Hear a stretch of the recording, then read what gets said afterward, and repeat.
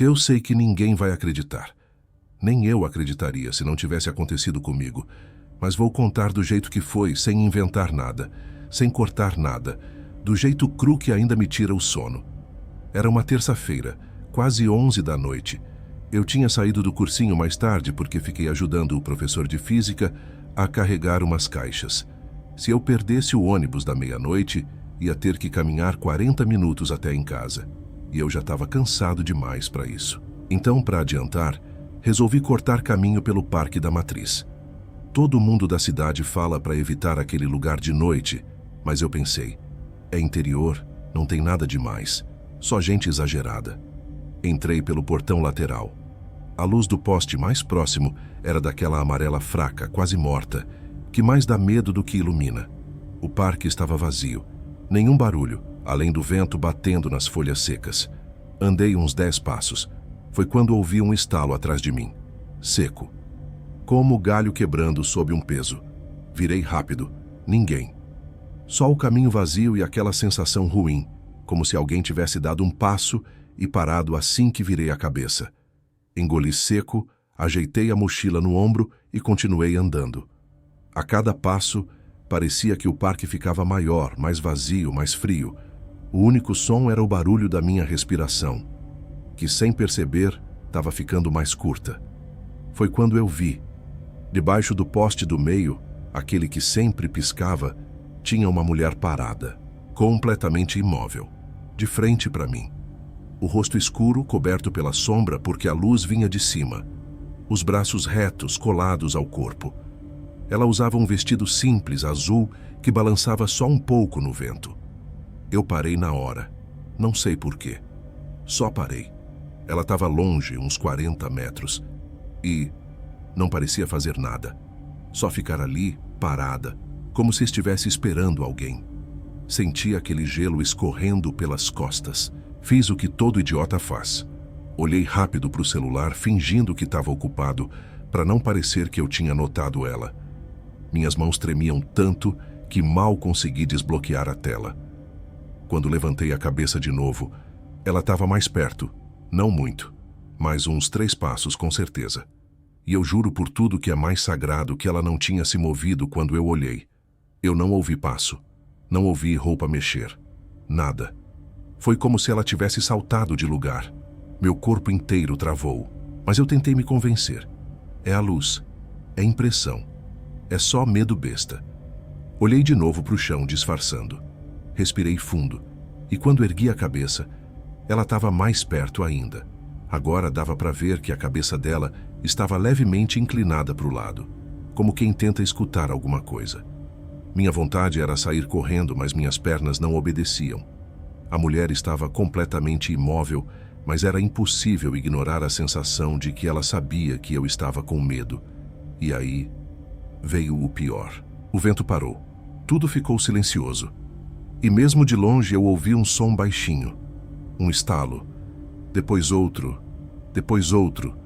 Como se ela estivesse batendo os dentes. Agora sim meu corpo reagiu. Eu dei um passo para trás sem nem perceber. A luz do poste acima dela piscou 2 vezes. Quando voltou eu senti mesmo, que ela estava olhando direto para mim, mesmo com o rosto escondido. Eu respirei fundo, me preparei para correr, mas antes que eu virasse, ouvi passos do meu lado esquerdo, rápidos, como alguém correndo por dentro do mato. E aí, pela primeira vez, eu senti que tinha entrado num lugar de onde talvez eu não conseguisse sair inteiro. Esse foi o início. E eu juro pela minha vida que não estou aumentando nada. Eu queria dizer que corri assim que ouvi aqueles passos no mato. Queria dizer que fiz a coisa certa. Mas não fiz. Eu congelei. Meu corpo simplesmente me traiu. O mato do lado esquerdo balançava como se alguém estivesse correndo ali dentro, acompanhando minha velocidade, mesmo eu estando parado. Era como se 2 coisas estivessem me observando. A mulher parada debaixo do poste e algo escondido na escuridão. O coração batia tão alto que eu podia ouvir no ouvido tum, tum, tum, tum, como se fosse outra pessoa me acompanhando por dentro. A mulher ainda estava ali, imóvel, cabeça inclinada, os braços colados ao corpo, e aquele som, aquele tec-tec-tec dos dentes. baixo, mas constante. Eu sabia que se ficasse ali mais 10 segundos, eu ia desmaiar. Então respirei fundo, dei um passo para trás, e outro, e outro. Foi aí que entendi que tinha acabado para mim. A mulher moveu o pé. Eu vi, com meus próprios olhos. Não foi ilusão, não foi sombra. Ela arrastou o pé esquerdo no chão, fazendo um som áspero, como chinelo velho raspando cimento. E eu ouvi, aquele som seco, aquele chic. Depois ela deu outro passo, e outro. Não era uma corrida, não era uma perseguição rápida, era pior, era lento, era decidido. Como se ela soubesse que eu não tinha para onde fugir. Eu não pensei. Eu só virei de uma vez e disparei pelo caminho principal. O parque inteiro parecia respirar às minhas costas. A luz dos postes piscava em sequência conforme eu corria, como se algo estivesse passando por baixo delas. O vento, que antes não existia, agora vinha forte, frio, empurrando minhas costas. Eu tentava ignorar, mas eu ouvi. A passos lentos, ela vinha atrás. E junto com ela, o som no mato, como se algo me cercasse por fora do caminho, invisível. Eu já enxergava o portão de saída. 30 metros, 20, 15. Foi quando ouvi o som que me destruiu por dentro. Thales, baixinho, arrastado. Como quem não sabe falar direito. Como quem não está acostumado com a própria língua. Eu nunca contei isso para ninguém sem tremer. Aquela voz não era humana, não era normal. Era mais parecida com alguém imitando um humano. Eu queria ignorar. Queria fingir que era só minha cabeça. Mas aí eu olhei para o chão enquanto corria. E vi. Minha sombra. A minha. E atrás dela, outra. Uma sombra maior. Com os braços muito compridos. E a cabeça torta. A mulher. Apenas a sombra dela. Mas perto demais de mim. Eu empurrei o portão com força, quase quebrei o trinco. Saí para a rua. Corri até o ponto do ônibus. Me escondi atrás da casinha de madeira que tinha lá. Tremendo. Suado. Vomitando o pouco que tinha comido. Eu não ouvi mais passos. Não ouvi mais meu nome. Só meu coração tentando sair pela boca. Uns 5 minutos depois, o ônibus chegou. Entrei cambaleando. O motorista me olhou estranho, mas não perguntou nada. Sentei no fundo, tentando respirar. Tentando fazer tudo parecer menos grave. Mas quando o ônibus começou a andar, eu olhei pela janela. E lá estava ela, parada debaixo do mesmo poste, imóvel, como se não tivesse se mexido 1 centímetro, como se nunca tivesse saído dali. Mas tinha um detalhe que não estava antes. Ela não estava mais sozinha. Ao lado dela, tinha uma segunda silhueta, mais alta, mais larga, com os ombros deslocados como se fossem tortos. As duas estavam olhando para o ônibus. A luz piscou. E por 1 segundo, só 1 segundo, eu juro que vi o reflexo de uma faca comprida na mão da mais baixa. O ônibus virou a esquina. As duas sombras sumiram. Mas meu coração não. Eu nunca mais fui o mesmo depois daquela noite. Eu não dormi naquela noite. Nem tentei. Fiquei sentado na beirada da cama com a janela fechada, a cortina fechada, a porta do quarto trancada. E mesmo assim sentia que alguém estava do lado de fora. Minha mente repetia a mesma imagem, as duas silhuetas paradas debaixo do poste. Imóveis, observando o ônibus sumir, como se estivessem esperando eu voltar. Eu jurava que se abrisse a cortina, elas estariam ali, paradas, do mesmo jeito. Quando o relógio marcou 4h17, eu recebi uma mensagem de áudio do meu amigo Lucas. Eu não tinha contado nada para ele. Ninguém sabia do que aconteceu. Mas o áudio dizia assim: Thales, se você estiver acordado, mano, não desce pra rua. Passou uma mulher parada aqui na frente agora. Do lado dela tinha um cara estranho.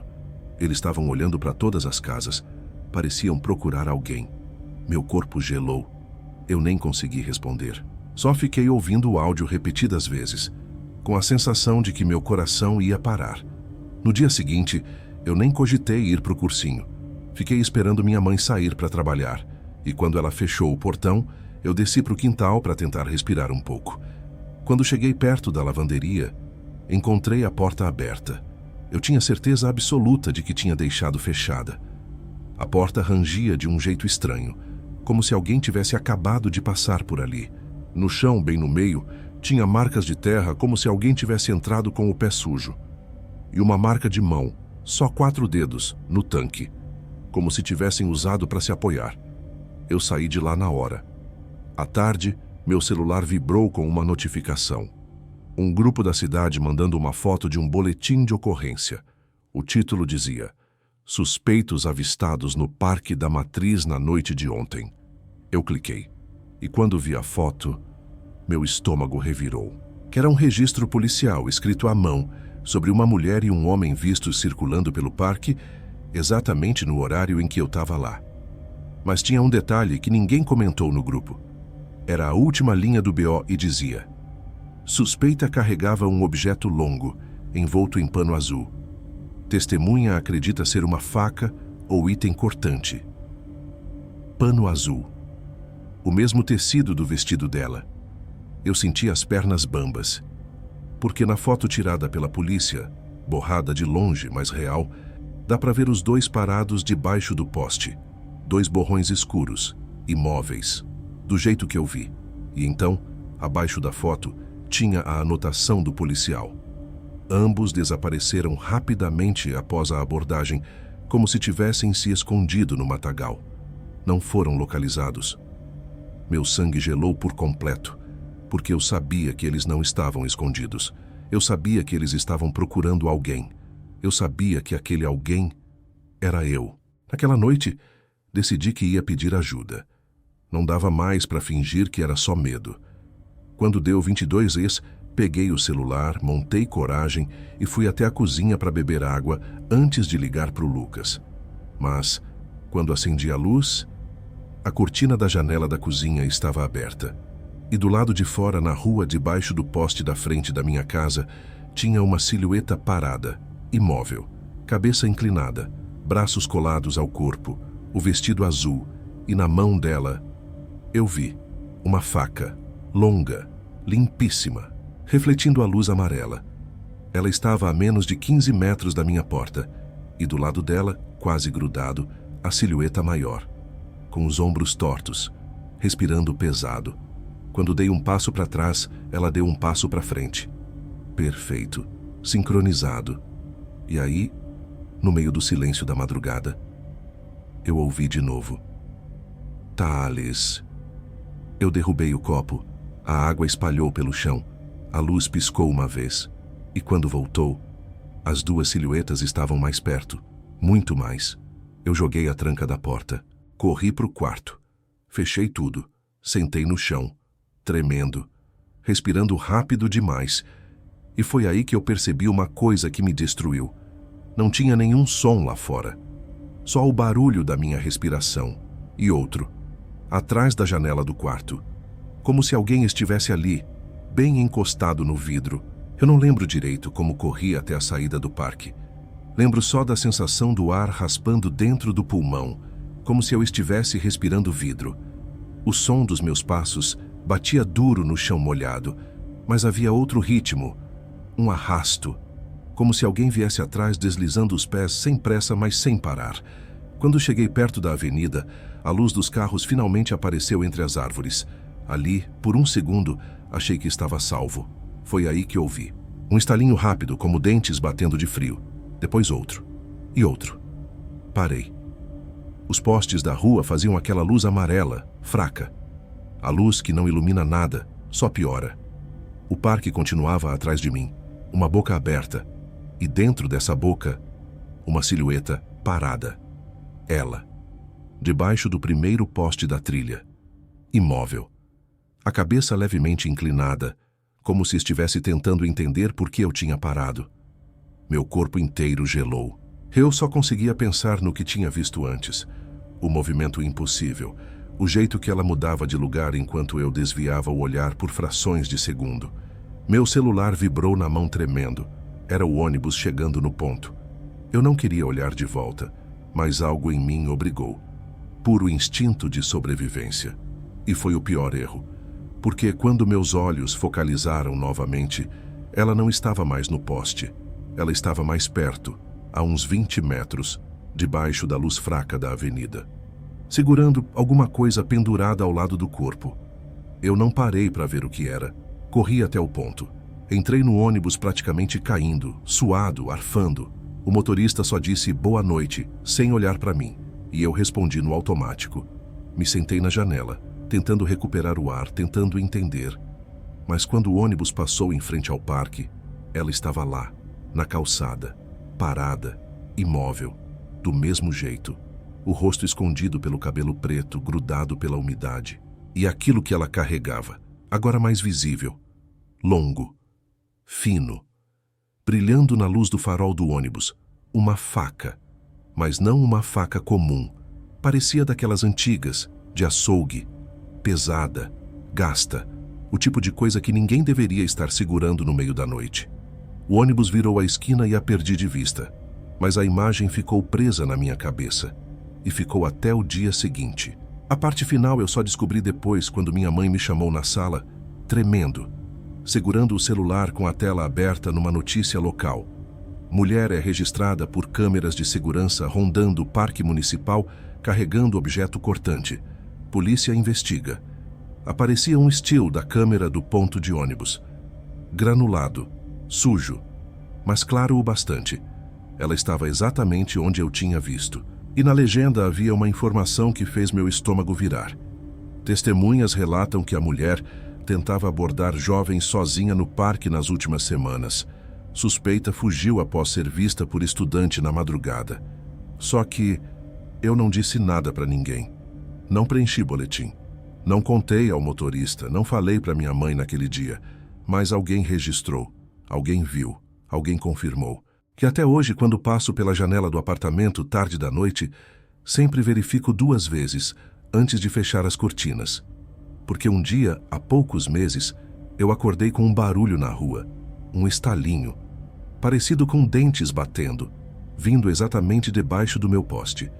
Eu olhei rápido, muito rápido, e juro pela minha vida, tinha alguém parado lá, imóvel, debaixo da luz amarela, e eu não consegui ver o rosto. Mas reconheci o silêncio, o mesmo silêncio daquela noite no parque.